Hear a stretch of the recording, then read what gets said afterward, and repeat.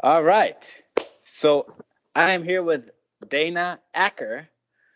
Hey, and we just had your nephew and brother on this little thing a few days ago.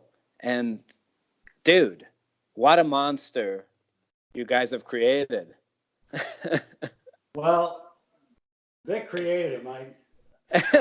I just was hanging around like. Unbelievable. So that story is true. You guys were having a rehearsal, and all of a sudden he just picked up a guitar and had this ability. Yeah. Well, I mean, it runs in a family, as they may have mentioned. It runs in a family. So we've all been surrounded by music all the time, and yeah, it did happen that way. Vic and I were. Well, let me start by saying Vic and I were always huge fans of Berklee the Green, Hmm. and just ate up everything he did. And so when he went back to his gypsy roots, we went back with him and started getting to that. And So you were riding like the fusion thing, the Jocko days, all the way. yeah, we've been to all those places. So Yeah, you guys went to Berklee in the 80s, right? So it must have been early 80s. yeah, Yeah. So that was the, because when I was at Berklee, it was already like not cool. Fusion was a bad word. oh, Everybody. fusion's a bad word. I mean, well, no, not necessarily. Back in the golden age of fusion, the late '70s, early '80s.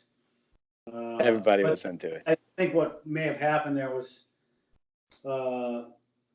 and not to like detract from anybody, but sort of the smooth jazz sort of like crept in there and left us sort of a Yeah.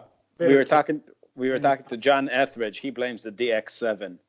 He thinks Well, Chick Corea played some great stuff on DX7.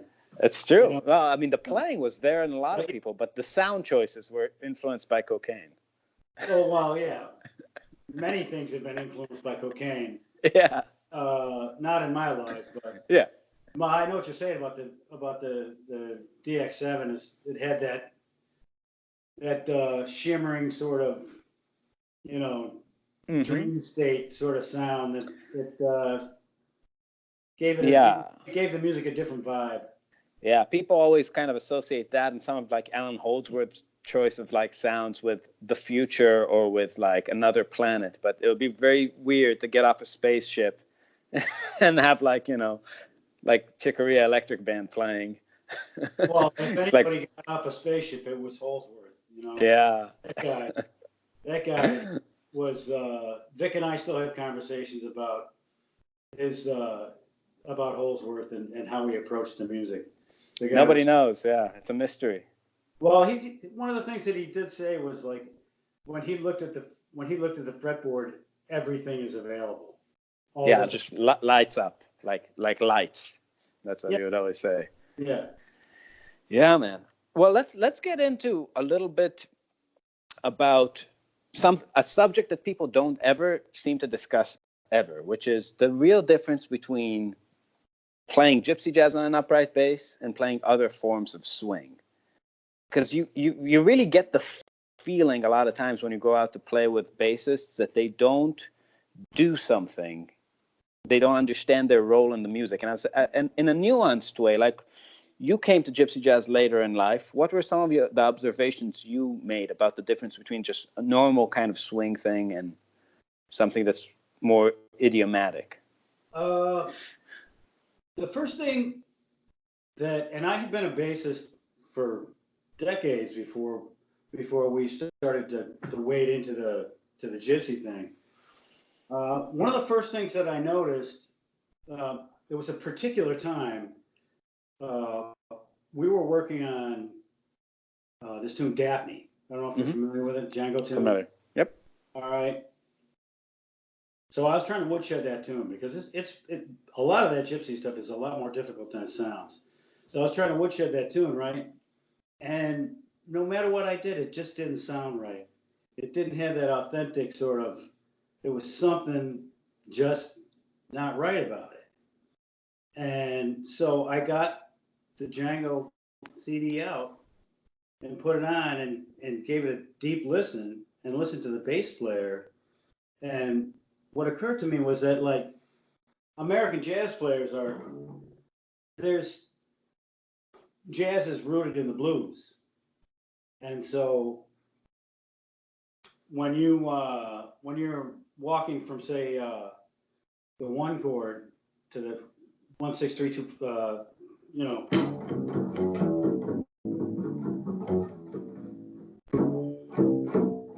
it's more the blues. Mm-hmm. And the thing that I heard when I listened to that original Django thing was that because these guys are more classically trained, they're less inclined to play blues as they are, well, to shorten it up. All right, instead of playing the flat 7, I heard them playing the natural 7. You probably can't hear the difference. I can hear it perfectly. Yeah. Oh, I hear it. Yeah. You're going. Yeah. That is so interesting. So treating things very diatonically when it comes to like playing over the one chord, it's really like the one major 7. It's like right. Ionian vibe. Like a 1 6 2 5 is very like inside. It's more rooted in the European traditional music than it is in American blues. That is very interesting. So much less of that greasiness and the thing where it's just a chain of dominant chords that are. Right. Yeah. So that just like kicked the door open for me. Mm. And so now I know when is the right time to play a flat 7 and when you play a natural 7, and it really makes a difference. Yeah. I mean, to the lay listener, it's not gonna make a world of difference. Well, the details are what sell the whole thing. Right. It doesn't make a world of difference to the lay listener, to the gypsy jazz fan. But if you really want to give it that, that European feel, the natural 7. Mm-hmm. And there are a lot of things like that. Belleville is another one, same thing. Mm-hmm. So the rhythm changing kind of tunes where you usually would walk a certain way that is more bluesy or chromatic, you tend to make it more diatonic. A lot of that 3 6 2 5 1. Yeah, that's very interesting. But what about a situation where it's like none of that? So how would you approach a 3 6 2 5 1 as opposed to a 1 6 2 5?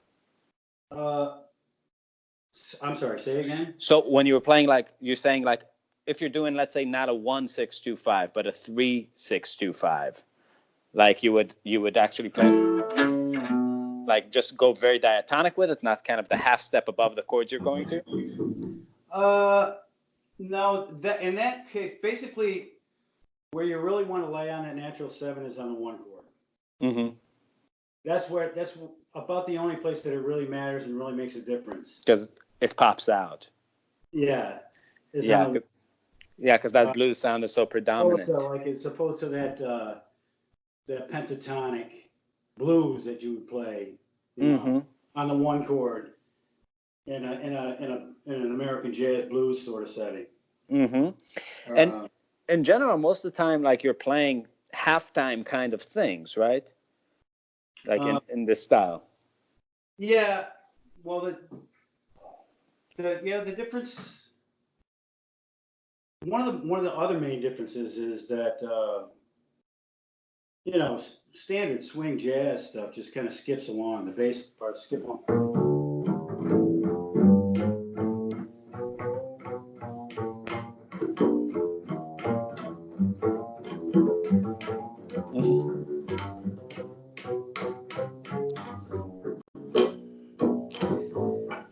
Right. A lot of swung eighth notes, occasional triplets. There's room for nuance and embellishment Whereas a lot of the gypsy stuff, particularly when it's real quick, it's just quarter notes.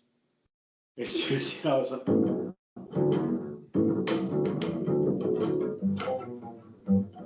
I'm messing it up here. It's very strict. Right. Right. Yeah. When it's, if you're doing a tune like Joseph, which is always played at like 300, you don't have time for embellishment. You're just fruits. Yeah, the tempos is it's right there, right? So it's like right. Yeah. So, but in a thing like that, you would just literally go like just walking a kind of a quick thing. But how do you decide when to kind of halftime a groove like that? Like in a Joseph kind of context, would you walk the whole time, or would you spend the part time in this kind of halftime land? It's basically a stylistic choice. I mean, the way I approach the gypsy stuff is pretty much the same way I approach the standard jazz stuff. Is that you two beat the melody, and then you would then you start to walk during the with the solo section. So when Henry's blowing, you just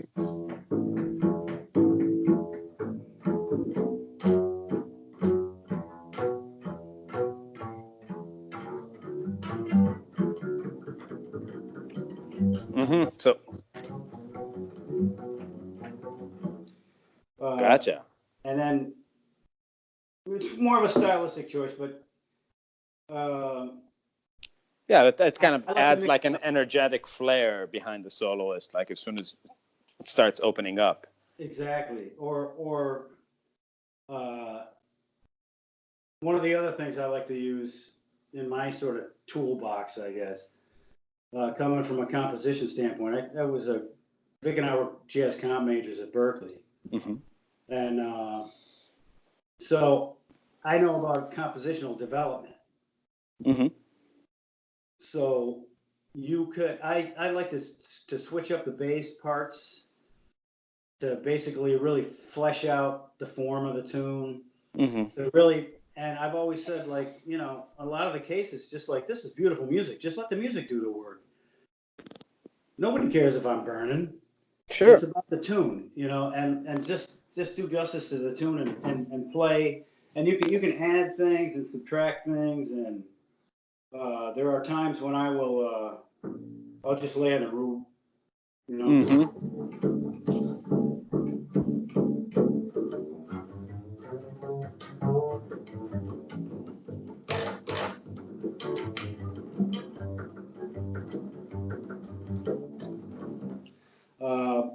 Sometimes I just lay on the root. Gypsy jazz is a whole different swing feel.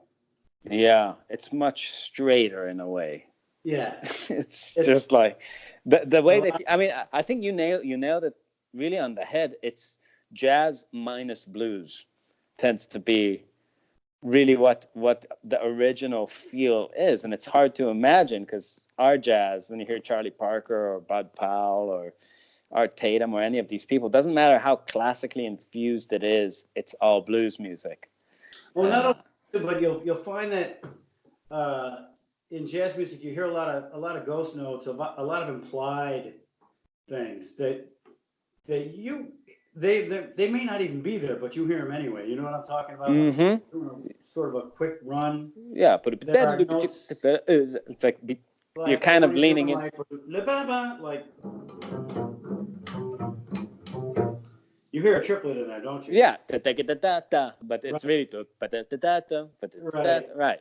Yeah. There are like the ghost notes, the implied notes. In Gypsy, it's like all those notes are right there. They're all right there. Yeah. And there's a lot.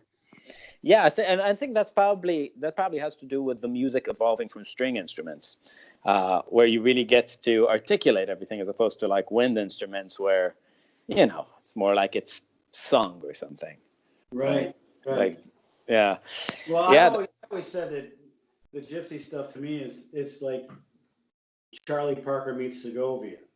Mm. You know what I mean? Yeah.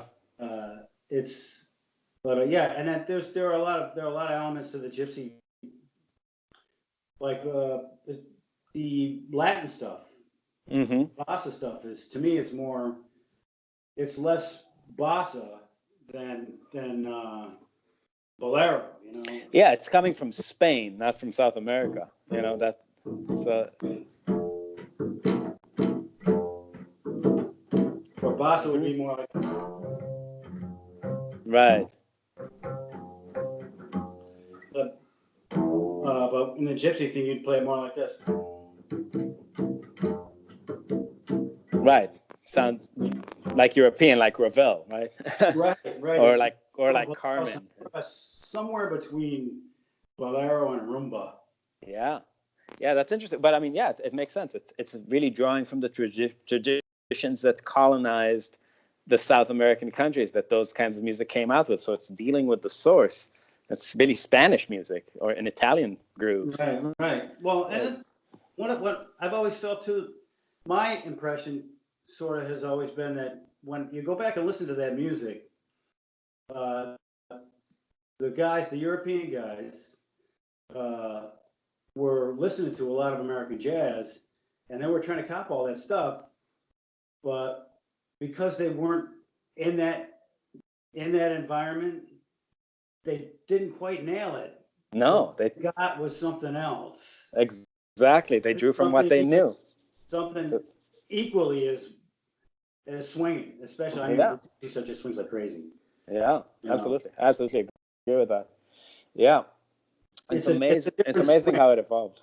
Yeah, I mean, it's a different swing, but it's just it swings. The stuff Yes. just Yeah. Yesterday I was talking to Jonathan Kreisberg on here, and he was saying how well we were discussing like the kind of player that he is, and we were talking about archetypes in jazz. And what I said was if you think about Louis Armstrong, it's kind of like the entertainer, smiling and like really putting on a show. And Charlie Parker was really the kind. I think what he brought in terms of the type of person into the music was the virtuoso, like in classical music, like the classical violinist that would stand in front of the orchestra and shred. And I think really Django was that kind of player too. And that's really a transition because when you hear him solo, especially the slow single note stuff, it's clear that Louis Armstrong is the main influence. But his attitude isn't of that like smiling, like put on a show in right. the Hollywood movie kind of thing. It's just like taking it into that space, and it's so clear that like he really took from like classical music and whatever was around, whether Well, that he was did, like did have a sense of humor. I mean, go back and listen to Rhythm Future. yeah, yeah.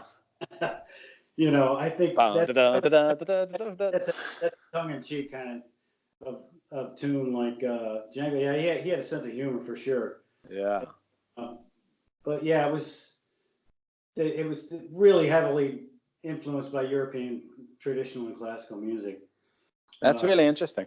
So are you gonna like now as Henry gets older and shreds harder and harder and gets more gigs? Are you guys going on the road? Like you're in your 60s now, right? oh man, why did you have to mention that? Uh, well, yeah, approaching that stage of my life. ah, I'm ready to go. I mean, I'm you're ready to doing go. it? Well, yeah, I'll go. I mean, I've got the travel base. We've been to the West Coast a few times, and No, you guys got to get in the van. Do the rush I dates, mean, like. no, I'm not going to get in any vans. Uh, no, no. I'm not going to get in any vans.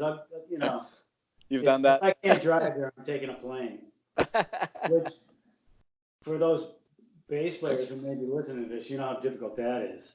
Now, Yeah, now they're coming up with travel bases. I've got the Chadwick folding bass. yeah, it's tough. It's I it's still tricky. remember when Ollie Kelly was like doing some fly dates in Europe, and they gave him his like $5,000 AJL guitar in two pieces. He had pictures of. Well, I'll tell you what, I've that's why you got to get your own bass to take with you somehow, some way, because the idea of showing up at the gig and having them hand you an instrument that you've never put your hands on and you have no idea. It's tough. Yeah, It gets tough. Think about it. If you showed up at a gig in another place and they handed you a guitar and Oh no, we just did like something from like Woolworths or something. Yeah. we just did Cruise to the Edge, which is the cruise that Yes, the band Yes throws every year with my band. And I Really? went on the cruise ship with my own like 100-watt head. I was like, I'm not. I had to like carry this like 90-pound head like everywhere. It was just like everybody else there was just backlining. I was like, nope, not plugging into that. No way. Yeah, it's tough. The other tricky thing about that is, and any bass player will tell you this, is like getting a good sound in Oh a yeah. particular venue is really hard. It's hard to reproduce the sound of a big acoustic bass like this. Well, they don't tell you this when you start, but how good you're going to sound at the gig has a very direct correlation with how much of a pain in the ass you can be and how much of a pain in the ass you can withstand. You got to really insist, Yeah, you're talking my language now for sure. Yeah, I mean, it's like But you gotta insist or you're gonna sound like whatever, right? well, the tough part too is if you're not happy with your sound, it can be a distraction. Oh yeah. It can No, be a distraction. It's hard to focus on the music. yeah. I mean, But, for me, every time we have to fly, really, and like play backline anything, I'm always like mentally in this survival mode.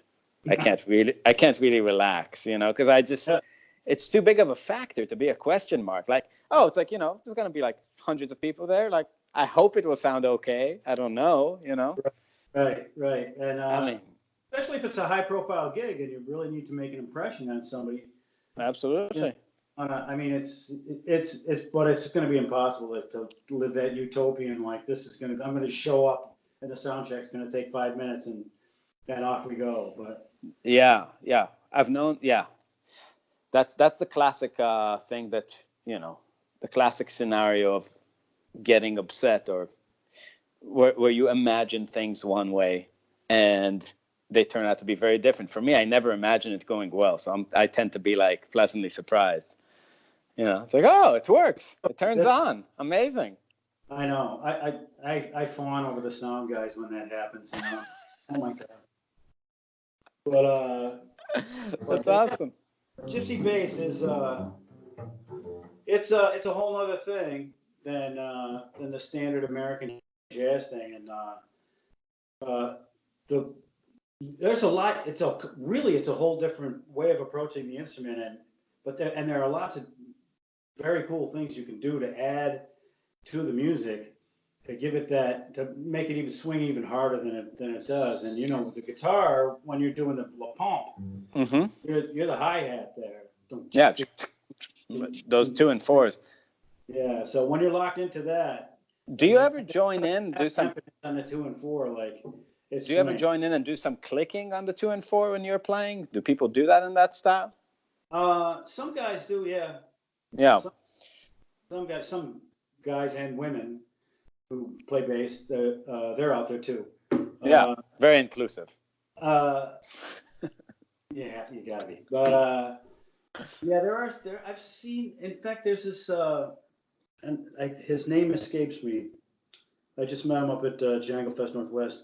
He plays with Pino Coquette, big Brazilian guy, huge teddy bear of a guy. I can't think of but he does some slapping.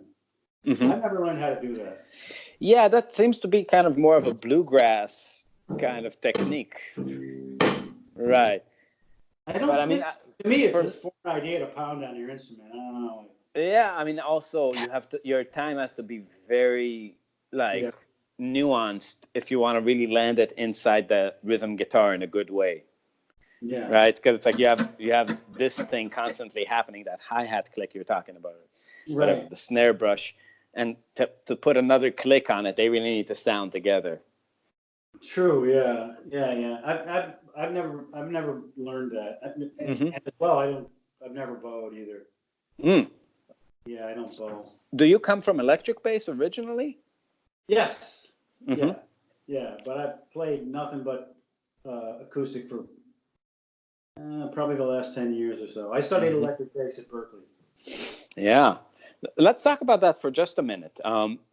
I was there around the same time you were. So you were there until what year? I was there till 90. Till 90. But then you were teaching there. I was an administrator there. Administrator. I went to school there in the late 80s, later in life, my dad. Like many at the time, there were a lot of non-traditional students, older guys like me, in fact.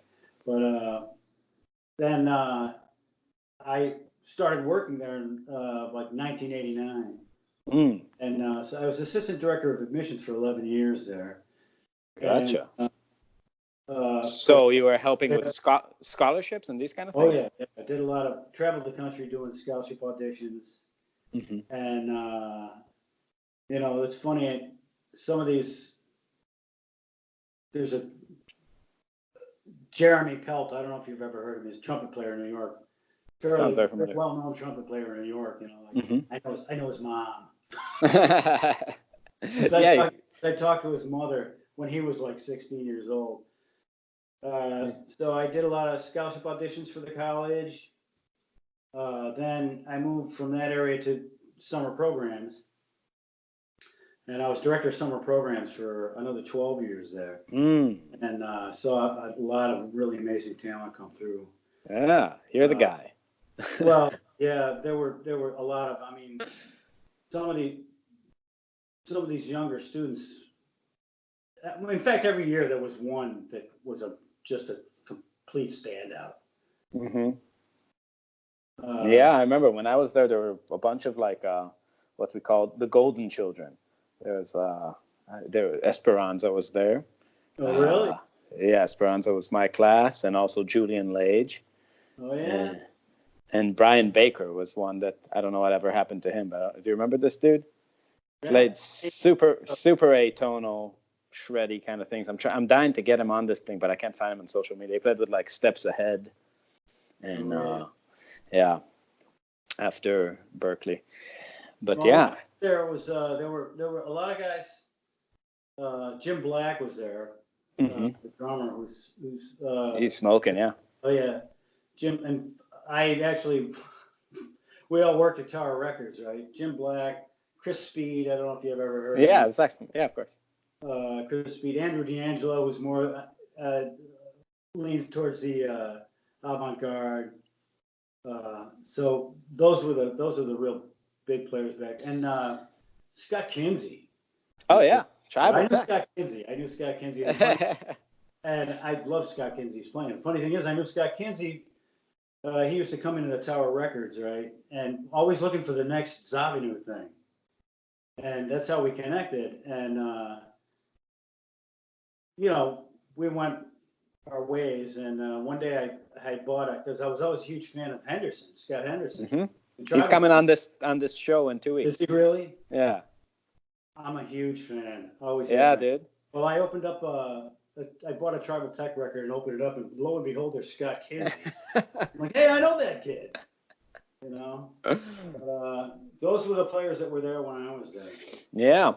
So some of the people watching this probably want to attend Berklee. Advice for preparing to get a nice scholarship from somebody who gave out a lot of scholarships. Let's say I have a year to work on things. What should I work on to better my chances? Get into the woodshed. Well, I've been away from that for a while, but when I was there, it was about vocabulary mostly. Mm-hmm. Like, if you were a jazz player, where was your vocabulary at? At what stage? I mean, you didn't necessarily have to be a burn player, but they can see potential in you and literally like. It's so obvious. It's so how obvious. you approach the instrument. Now it's like have a uniqueness to bring to the couch, because it's less. Back when we were there, Yeah. it was about, it was jazz. There was a Mm-hmm. lot of jazz, and the real burning jazz players were the ones that got the scholarships. Sure. Or just a very, very talented, not necessarily jazz, but those are the ones I always gravitated toward. I'll tell you what. Yeah. But, Yeah. Now it's different. You have to show display a lot of that you're capable of hard work, for one thing. There's some uniqueness to what you do, uniqueness and direction, and vocabulary and whatever it is that you do. Just be very good at whatever it is that you do. Mm-hmm. With jazz players, that means technique and vocabulary and repertoire and all that. And Yeah. which really, I mean, that applies to whatever bag that you're in. Yeah. Yeah. Well, Dana, I'm not going to take any more of your time because I know you got a gig. This has been awesome, and I'm sure you're my second bassist today. I had Wes from Funky Knuckles in Texas. You should check him out, yeah. And we had Jeff Berlin on here like 2 days ago. So No kidding. this is showing love for the bass. Oh yeah, Jimmy Haslip is doing it Friday, so I'm veering more towards you bassists. But oh wow, Haslip, it's very. And Haslip is he's another one. Yeah, that he's a great bass player. And yeah, it's like the first blast of Jocko. I had a chance to they brought Yellow Jackets in for as clinicians for a few days, and I was the guy that took them around to lunch and that sort of thing, and I got to meet all those guys. Really amazing. In fact, I got to go, and Haslip was doing some gospel stuff in the studio while he was in town here in Berklee, and I got to sit in the studio and watch him work. It was really awesome. There's a uniqueness to Haslip's playing that's really, really great. I almost got him arrested at the Canadian border. Really? Yeah, we were his opening band with the Holdsworth Trio, and our drummer just smoked weed in the van before we crossed the border, and they sent dogs on us. He was not happy. Well, you probably won't do that again. Nope. But we're gonna reminisce. Well, yeah, okay. Well, that's some sound advice, actually. Like especially if you're crossing the Canadian border. So yeah, smoke everything ahead of time, but not in the van. Yeah, jot that one down, all you people out there. Right. All right. Well, Dan, again, thank you for your time. Hopefully, we'll do this again someday. Yeah, great talking with you. I really love what you're doing. Oh, dude, thank you. I love what you guys are doing. I'm dying to see Henry Acker Trio show. Well, hopefully we'll see you in real time and get to play together at some point. Yeah, we'll do that. All right. See you, Dana. Woo. See you, man. Bye.